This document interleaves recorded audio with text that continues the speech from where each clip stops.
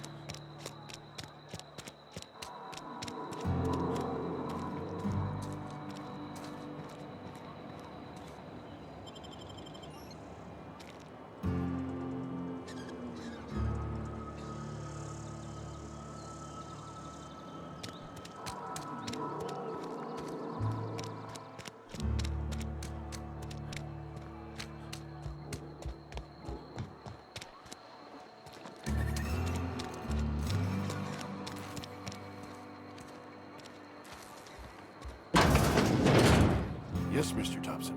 I'm fine, Mr. Whoa, did Mr. Thompson send you? Well, you tell Mr. Thompson I'll be right at my post. Tomorrow. Bright and early tomorrow. Because I'm definitely not plagued. As spry as a spring chicken. That's old Abernathy.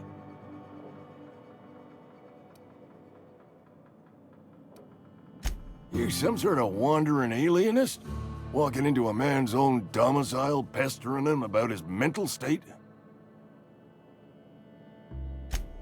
What? No. I mean, I might be. That depends on who's asking. So Silas can afford a hired thug, but I still gotta pay him a burial tax. Silas knows, doesn't he? That's why he sent you. That's why he wants me to pay up. He knows. Sounds like he's already told you. You may as well hear it from me. I'm dying. I'm not long for this world. The date of my expiration is fast approaching. And soon I shall be ushered through the great cannery in the skies. Don't say that, Mr. Abernathy. You still got a couple decades in you. I'd steer clear, Ms. Holcomb. My affliction's bound to be contagious. It's plague. Has to be. Silas knows. He knows I got one foot in my grave, and now he wants to charge me for the other one. I'll pay your fees. I don't want any trouble from Silas. But if you could see your way to freelancing for me, I could really use the help. Couple hours out of your day and some light second-story work, that's all.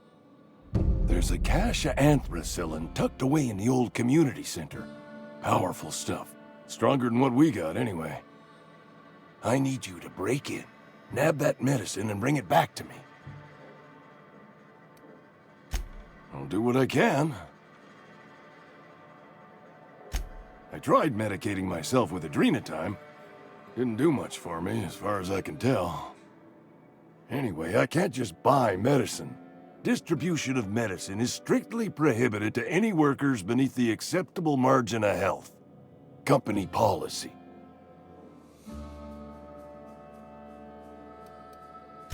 Tell myself the same thing every morning.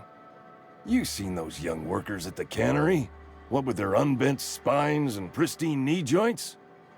I can't compete with that. So you'll do it then? You oblige me with your haste. I think I feel the plague spreading. Oh, Law, it's in my spleen now. I can feel it. Just keep your head down when you're in there. Marauders have taken over. Probably tracking mud all over the archives.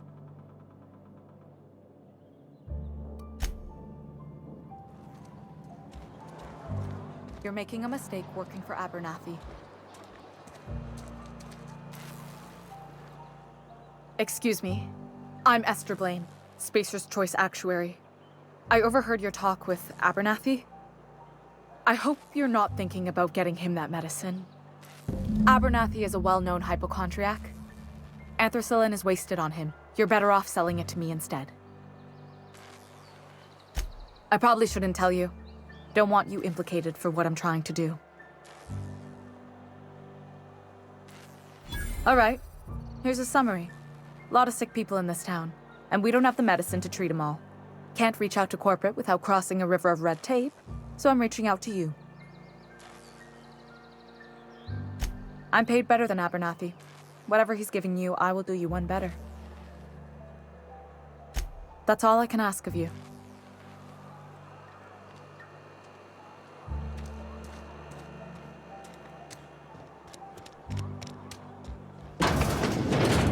Oh, I cut my own hair. But Please don't touch anything. Your hands are probably crawling with germs. Physical hygiene recapitulates moral hygiene. Cleanliness is next to lawfulness. We don't believe in free anything here in Edgewater. We're a Spacer's Choice company. I'm Conrad. You will report to me if your hair fails to meet Spacer's Choice aesthetic standards. You will also report to me in the event of your death, whereupon I will clean and prepare your remains for interment. Ah, gravesite fees.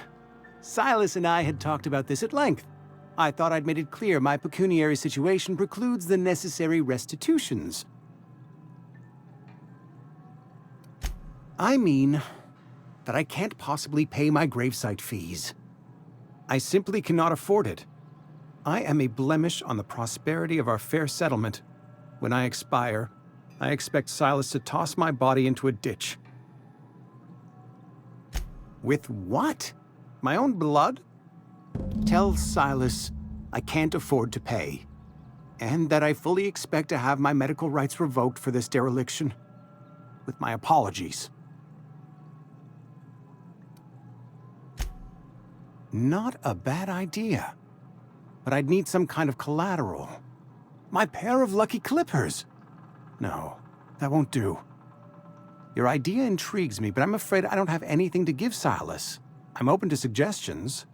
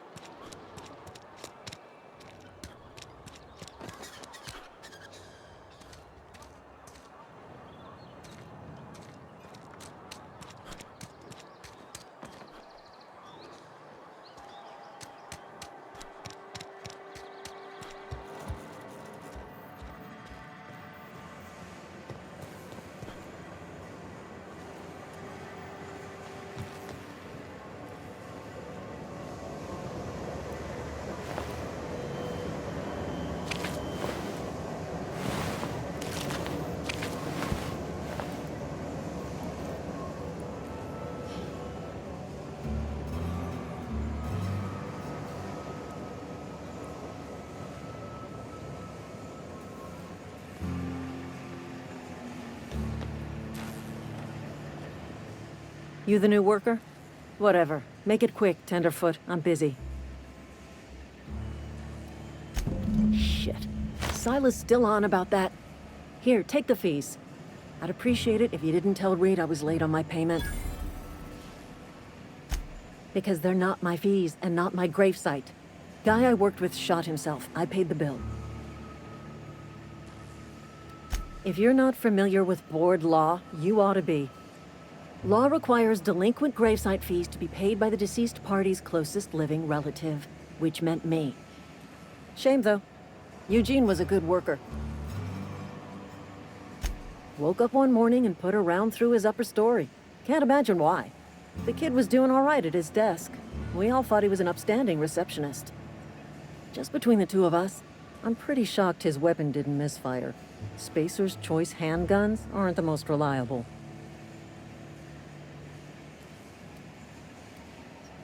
Not half as awful as the bill Eugene left us with. Suicide's a crime. The legal term is irreparable damage to company property. What Eugene did to himself was vandalism. I'm plenty serious. In fact, I'm a little upset Eugene didn't think things through. In other words, Edgewater would have been penalized pretty hard. Whatever Eugene was worth as an asset, we would have had to pay out of pocket to Spacer's Choice.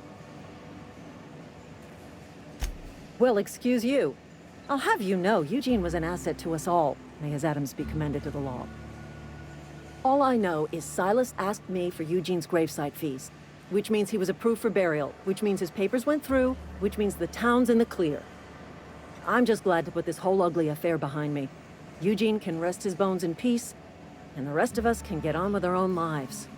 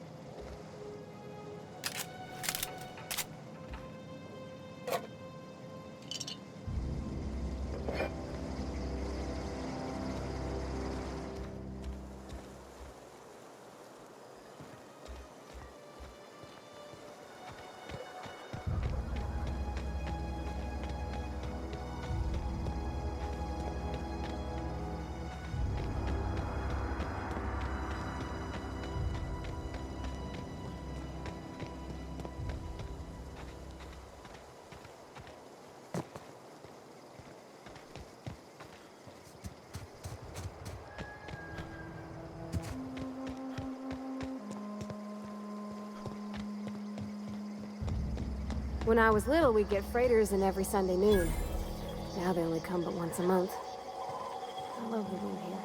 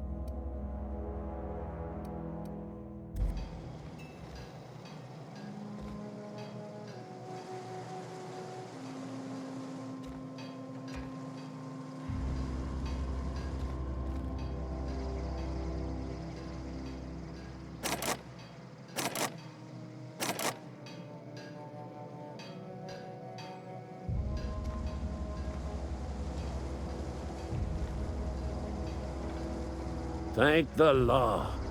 I've been requisitioning backup for months. Guess the boss finally came to his senses. You ever swung a truncheon? Let me see your rifling stance. I want to make sure you're up to snuff. I told Silas I'd pay my dues if he agreed to join the resistance. Guess this means he's finally heard the calling.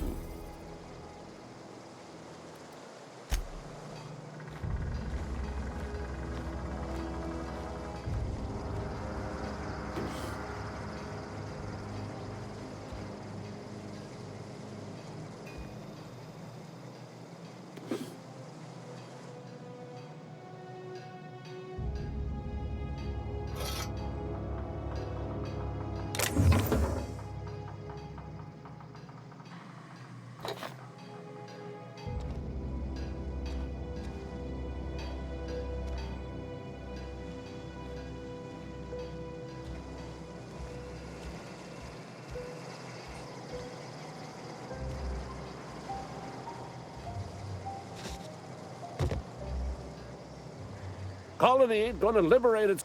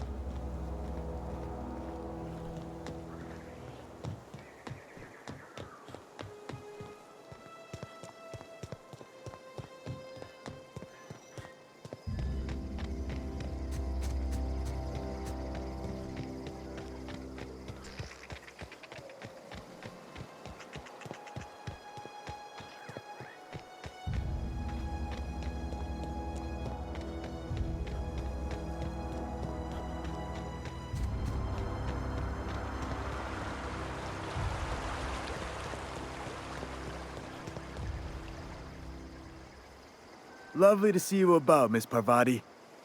Things going all right, Silas? Been keeping him careful and true, miss.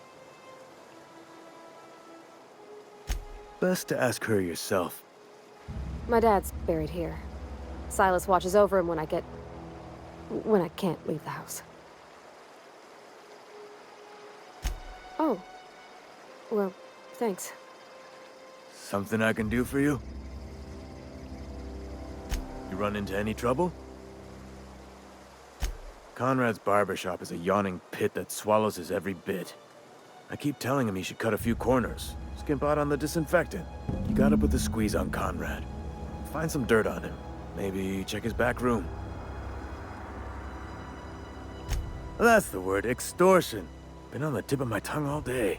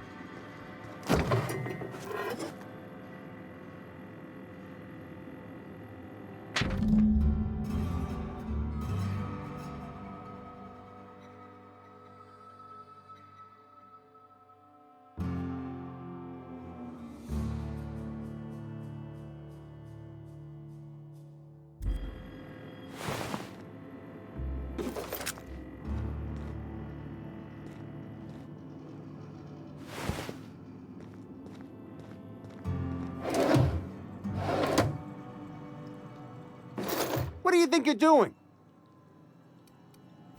I don't have time for this. What can I do for you?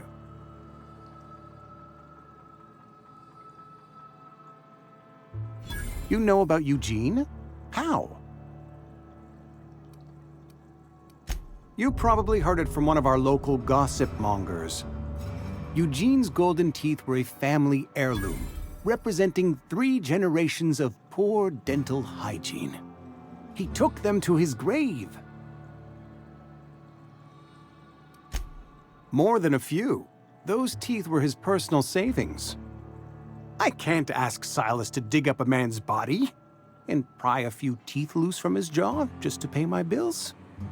Can I? Are you asking rhetorically? Because if you're being serious... Ugh, gross. Desperate measures, Miss Holcomb. Desperate measures. I'm going to have to ask Silas to dig up those teeth. It's the only way I'm paying my gravesite fees. Here you are. Gravesite papers affixed with my signature and an IOU. Eugene was not a suicide. He put a bullet in his brain, yes, but that's largely a technicality.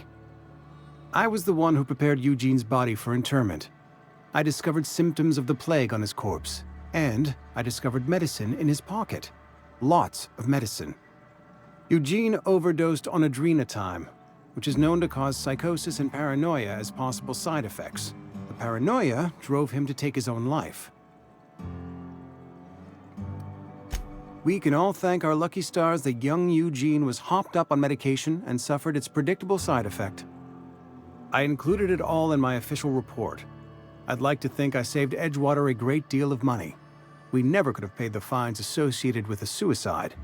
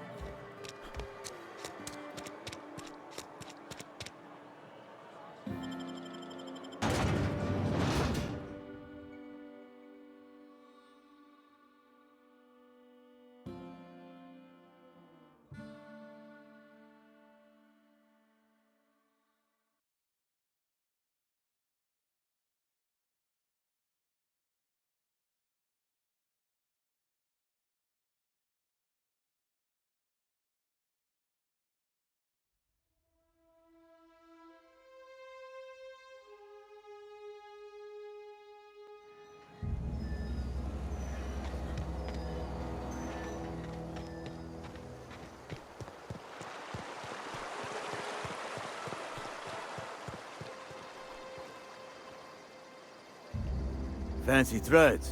That some kind of hibernation suit?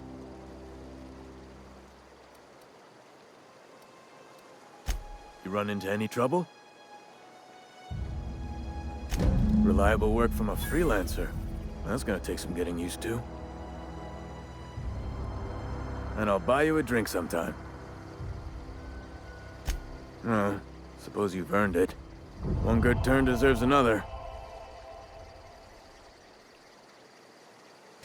Abernathy was sick? With the plague? That's disgusting. I shook hands with the guy.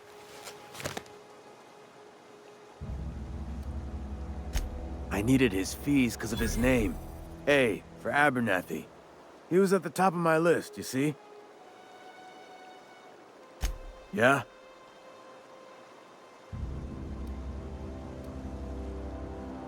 The colony ship? Are you talking about that old rumor? Some great big starship packed full of colonists what got lost in the aether never to be found again?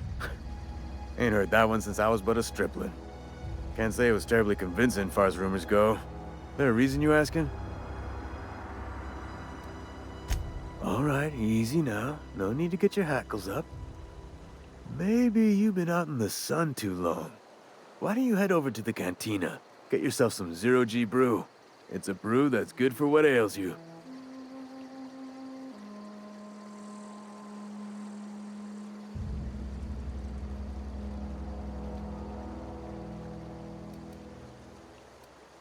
Look, I don't know what's got you caterwauling about hope this and colony that, but you need to stop, or there's gonna be trouble. Trouble's in the asking. Or don't much care for folk running their mouths, spreading hoaxes and the like. Frankly, neither do I.